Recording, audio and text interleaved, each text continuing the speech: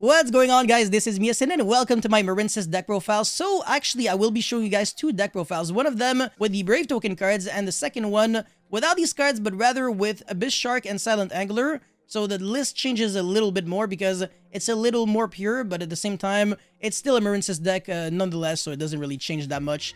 And before we get into any of that, make sure you like this video and subscribe to my channel if you haven't already. I really appreciate you. If we can get to 1,000 likes, I will be making a live stream on this deck, trying to get competitive gameplay for you guys as well. So now let's jump right into it. I'm playing, of course, the standard Brave token engine, but without the illegal knight. So one Griffin, triple Aquamancer, triple right with the ritual spell and the field spell. I'm not really, the continuous spell, Journey of Destiny. I'm not playing Foolish Burial because I don't think it's like that good in the actual MARINCESS deck, so it's not like I could send much outside of just Aquamancer, so I don't really think it's worth it. And now for the actual MARINCESS cards, one Sleepy Maiden. It's an extender in the hand, but it's a level 5, so you can't make the link ones with it, unfortunately.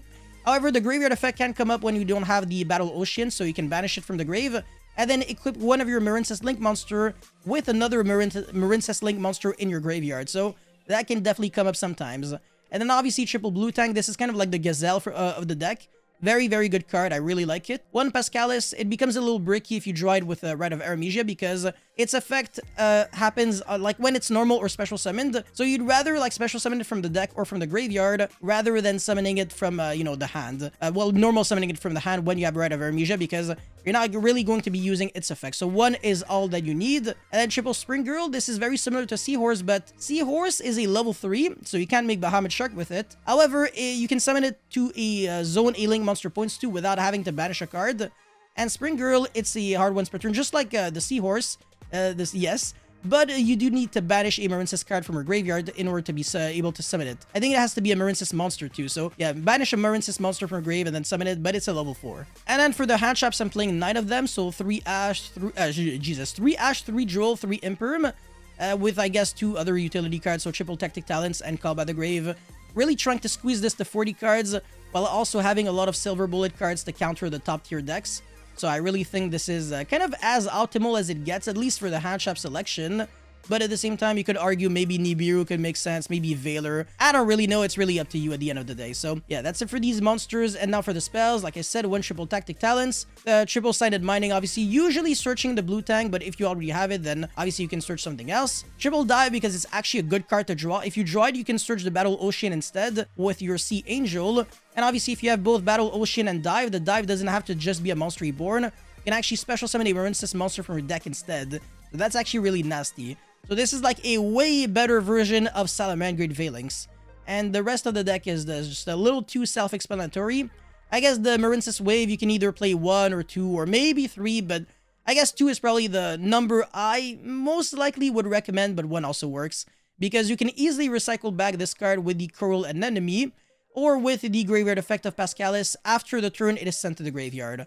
So that's pretty much it for here. And then for the extra deck, 1 Bahamut, 1 Toad, 1 Bubble Reef. This is basically the Deco Talker Heat Soul of the deck. 1 Aqua Argonaut. This is a spell and trap negate on your opponent's turn, and it applies a lot more pressure. So you gotta read this card because it actually does so much in just 1 card. And then 1 Marbled Rock. This is not that relevant anymore, but you can still play it for the option. 1 Coral Triangle. This card is broken, but unfortunately, in this build, you might not be able to use this effect that often because if you want to be able to search a MARINCESS trap from your deck or hand, which is basically only MARINCESS Wave because the other ones are not good, you can only use this effect if you're not summoning any non-water monsters that turn.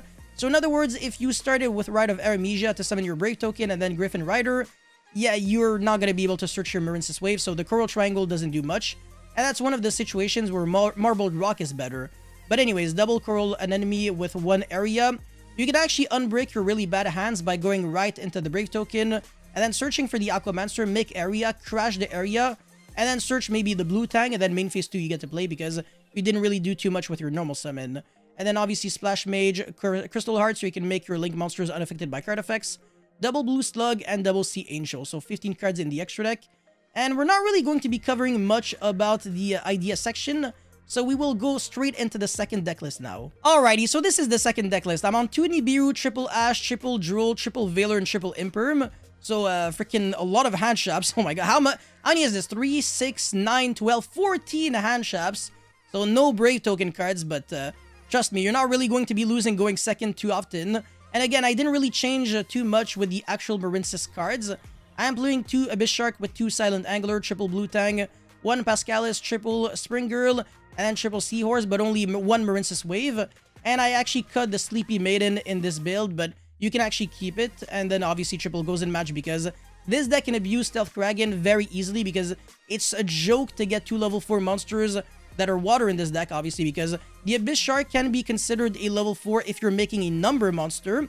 Not really for Bahamut Shark, unfortunately. Is it gonna have to be a number monster or just like a fish monster? I forgot. But either way, this card is like freaking insane. Oh my dude. I really like Abyss Shark when you're trying to make the Stealth Kraken. If you have the freaking Goes in Match on top of that, oh my god, free wins. And by the way, one card that I forgot to mention that you definitely could play in both deck lists would be Proud of Prosperity, because I don't think you're really drawing anything in this deck. So yeah, Prosperity could be nice. It's just that what are you banishing? That's my only issue, because you're really going through your extra deck every single time, and you do need to keep like extra copies of the Blue Slug and Sea Angel for like good follow-up. So banishing 3 is like all you can really do, and you don't really want to touch your Xyz monsters either, or like your big Link monsters, because even just turn 1, you go through like so many of them. So unless you're playing Pot of Avarice as well, which I really don't recommend, I don't think it makes like too much sense to play Proud of Prosperity, because again, without an extra deck, this deck doesn't do much. Again, I'm not really going to be going over the idea section. Does it really matter? It's not really. So yeah, anyways, that's pretty much it for this deck profile. Let me know your thoughts about this deck in the comment section below. As always, don't forget to like and subscribe, and I'll see you guys very soon. Peace.